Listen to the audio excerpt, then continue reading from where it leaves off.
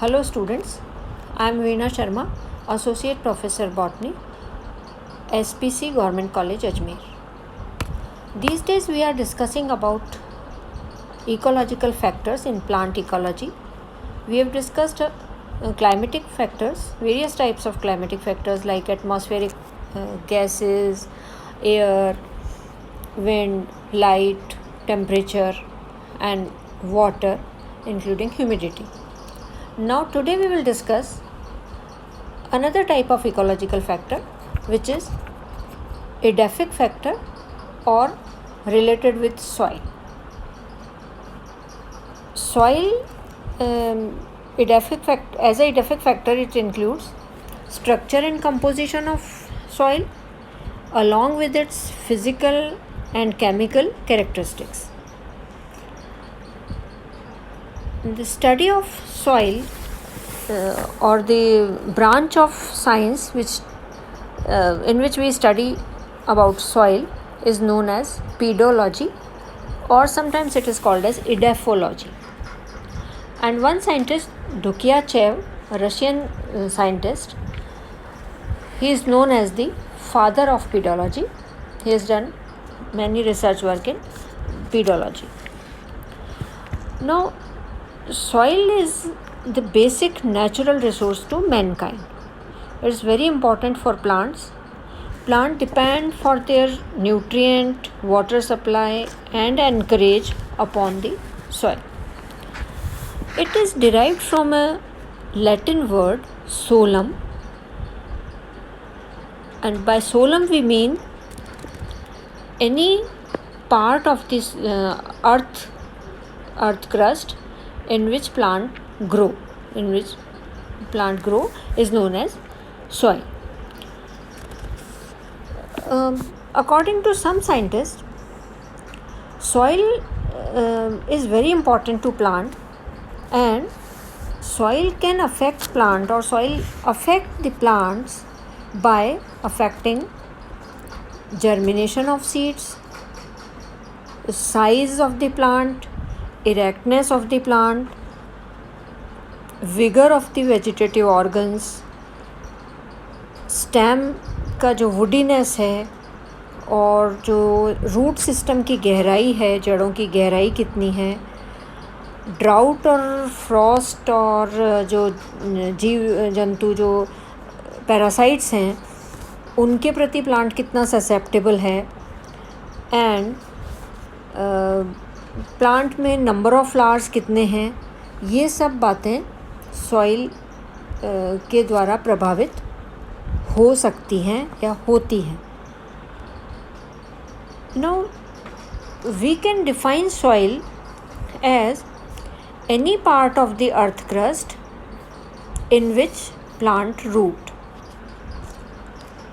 ऐसा कोई भी ज़मीन का भाग जिसमें पौधा उगे वृद्धि करे वो मिट्टी कहलाता है.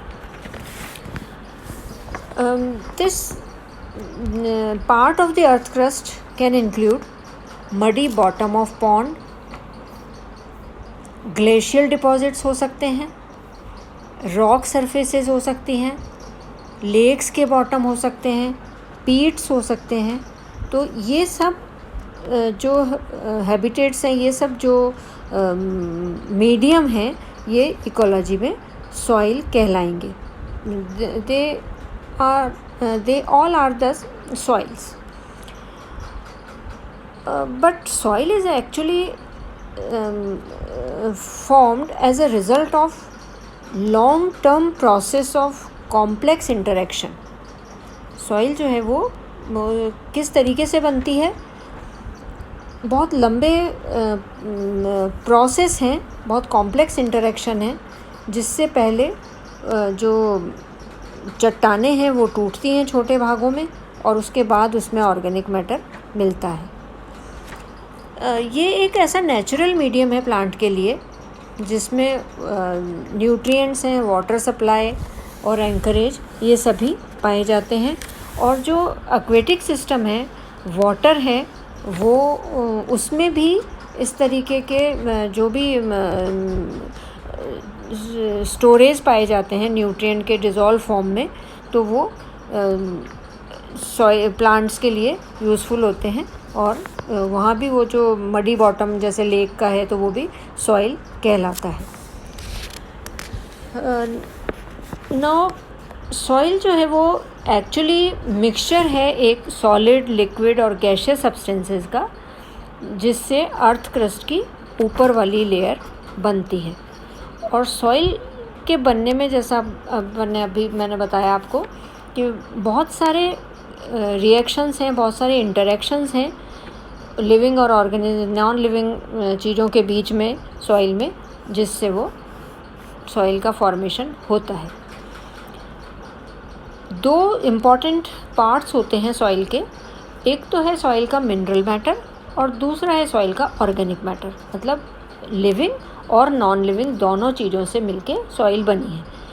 तो जो मिनरल पार्टिकल वाला पार्ट है वो चट्टानों से आता है वेदरिंग प्रोसेस के द्वारा, और जो लिविंग पार्ट है, बायोटिक पार्ट है सॉइल का, वो जो एक्टिविटीज़ हैं उसमें लिविंग और नॉन ऑर्गेनिजम्स की, उनकी एक्टिविटी के बाद में कुछ प्रोडक्ट उसमें मिनरल मैटर में सम्मिलित होते रहते हैं।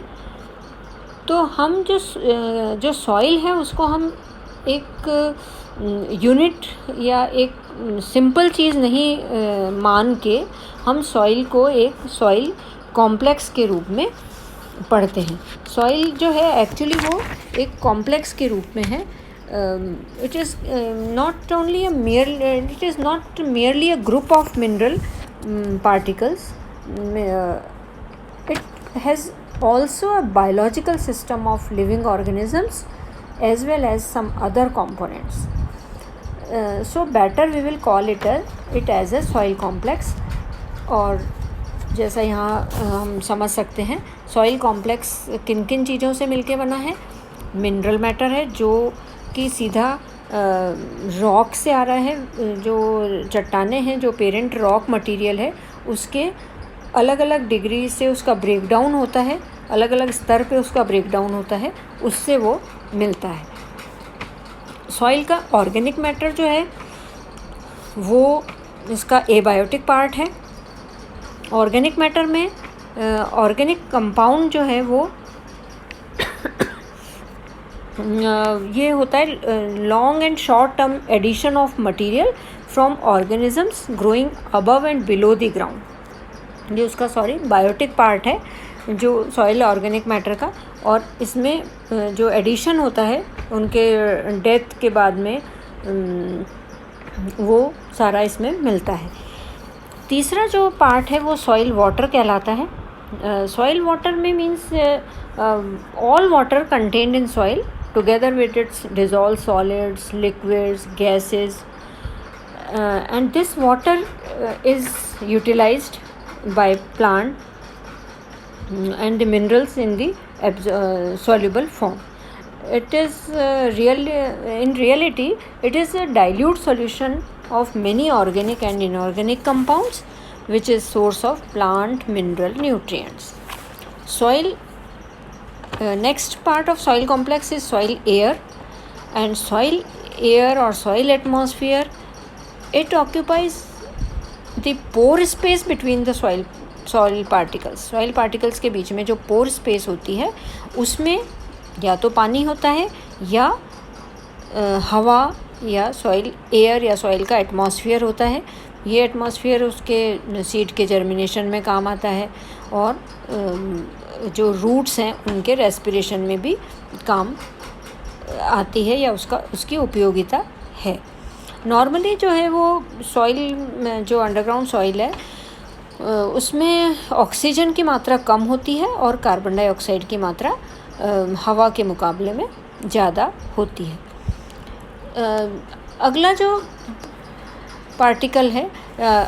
पार्ट है सॉइल कॉम्प्लेक्स का वो ये सॉइल ऑर्गेनिजम्स हैं जो कि बायोलॉजिकल सिस्टम बनाते हैं सॉइल का, और इसमें कुछ बैक्टीरिया हो सकते हैं, लाइकेंस हैं, फंजाई, एल्गी, प्रोटोजोआ, रोटिफर्स हैं, निमेटोड्स हो सकते हैं, मॉलस्क ऑर्थ्रोपोड्स, ये एक डिस्टिंक्ट फ्लोरा एंड फौना है जो सॉइल का एक इम्पॉर्टेंट पार्ट होता है, सॉइल का बायोलॉजिकल सिस्टम बनाता है. तो actually soil it is not a merely a mineral particles, it is a complex of all these things. तो जो मेन जो सॉइल बनती है जिसमें प्लांट अपनी ग्रोथ करते हैं वो एक्चुअली फाइनल प्रोडक्ट है किस चीज़ का, वेदरिंग ऑफ रॉक्स का और क्लाइमेट, प्लांट्स और एक्टिविटीज़ ऑफ बहुत सारे जो माइक्रोब्स हैं और एनिमल्स हैं उनके सारे इंटरेक्शन का फाइनल प्रोडक्ट हमें सॉइल कॉम्प्लेक्स के रूप में मिलता है. डुकियाचोव जो हैं, जैसे फादर ऑफ पीडोलॉजी कहा गया है, उनके अनुसार सॉइल जो है वो soil is a result of actions and reciprocal influence of parent rocks, climate, topography, plants, animals and age of land. So it can be represented like this, the soil is GEB delta T. समय के साथ में जो परिवर्तन हो रहे हैं, geology, environment और बायोलॉजिकल इन्फ्लुएंस के इंटरेक्शंस जो हो रहे हैं समय के साथ, वो मिलके हमें सॉइल के रूप में मिलता है या सॉइल कॉम्प्लेक्स के रूप में हमारे सामने आता है. नाउ सॉइल के जनरल एक कंसिडरेशन के बाद हम इस बात पे आते हैं कि एक्चुअली जो सॉइल है या सॉइल कॉम्प्लेक्स है जो एबायोटिक और बायोटिक दोनों कंपोनेंट से मिलके बना है सॉइल कॉम्प्लेक्स, वो कैसे बनती है, सॉइल का फॉर्मेशन कैसे होता है. तो सॉइल का जो फॉर्मेशन है एक्चुअली दो स्टेजेस में हम इसको डिवाइड कर सकते हैं. एक तो होता है weathering. Weathering means break down of bigger rocks into fine smaller particles, and the other one is known as pedogenesis और सॉइल डेवलपमेंट. वेदरिंग में जो भी सॉइल का जो पेरेंट रॉक मटेरियल है वो छोटे छोटे पार्टिकल्स में टूट जाता है, और ये किसी भी एजेंसी के कारण हो सकता है. कोई भी जैसे क्लाइमेट के फैक्टर्स होते हैं, पानी है, हवा है या कोई लाइट है, इनकी वजह से ये जो सॉइल के जो चट्टान हैं उन पे मैकेनिकल इफ़ेक्ट होता है और इनके जो टूटना चट्टान का शुरू हो जाता है और कणों का जो आकार है वो निरंतर छोटा होता चला जा सकता है. ये कारक हो सकते हैं, टेम्परेचर हो सकता है, पानी है, स्नो है, ग्रेविटी हो सकती है या एयर हो सकती है. जो ब्रेकडाउन के बाद में जो सॉइल बनती है या जो मिनरल पार्टिकल बनते हैं, इसको हम इनकम्प्लीट सॉइल कहते हैं या ये पार्ट ऑफ द सॉइल है, inorganic part of the soil है, abiotic part of the soil है, जिसे हम एम्ब्रियोनिक सॉइल भी कहते हैं. और एम्ब्रियोनिक सॉइल में फिर ऑर्गेनिजम्स की एक्टिविटीज़ के कारण ये जो सॉइल है वो प्रॉपर डेवलप्ड होती है. तो this is not an properly developed soil, embryonic soil. और ये जो भी ब्रेकडाउन है छोटे पीसेस में जो बनना है, ये फिज़िकल भी हो सकता है, केमिकल भी हो सकता है, एजेंसी कोई केमिकल्स की एजेंसी हो, कोई केमिकल रिएक्शन हो रहा हो रॉक्स में, और बायोलॉजिकल भी हो सकता है. जो भी वेदरिंग के बाद में एम्ब्रियोनिक सॉइल हमारे सामने आती है मिनरल पार्टिकल्स के रूप में, हाफ सॉइल, वो उस सॉइल में जो भी मिनरल्स होंगे वो पेरेंट रॉक मटेरियल के मिनरल्स के रूप में ही पाए जाएंगे, या वही उसका जो कंपोजिशन है वही होगा जो पेरेंट रॉक मटेरियल का कंपोजिशन है. तो पहले हम अगर फिज़िकल वेदरिंग की बात करें तो फिज़िकल वेदरिंग जो है वो कई तरीके से हो सकती है. जैसे वेटिंग और ड्राइंग, मतलब जो चट्टान है बड़ी वाली वो कहीं पे गीली हो और कहीं पे सूखी हो, तो इसकी वजह से उसके जो इंटरनल स्ट्रक्चर हैं उसमें कुछ चेंजेस आते हैं चट्टान के, और वो चट्टान का टूटना शुरू हो जाता है, विखंडन शुरू हो जाता है और जो उसकी लेयर्स हैं वो डिसरप्ट हो जाती हैं। वेटिंग ड्राइंग में it is disruption of layer lattice minerals which swell on wetting. जो गीला होने पे, बरसात के कारण अगर गीली हो गई है चट्टान, तो वो उसके चट्टान का वहाँ से थोड़ा सा टूटना शुरू हो जाएगा। दूसरा तरीके से फिज़िकल वेदरिंग हो सकती है heating and cooling of the rock. ये जैसे जो भी चट्टान है, क्रिस्टलाइन रॉक है, उसमें have different coefficients of thermal expansion, मतलब अलग अलग तरीके से वो फैलती है। कहीं पे ज़्यादा गर्म होती है सोलर रेडिएशन के कारण, और कहीं पे वो कम गर्म रहती है। तो इसकी वजह से जो चट्टान की इंटरनल लैटिस होती है वो थोड़ी सी टूट जाती है। ड्राई क्लाइमेट में जब सन हीटिंग होती है तो चट्टान की सरफेस पे ऐसे फ्लेक्स की जैसे निकल जाते हैं ज़्यादा गर्मी के कारण।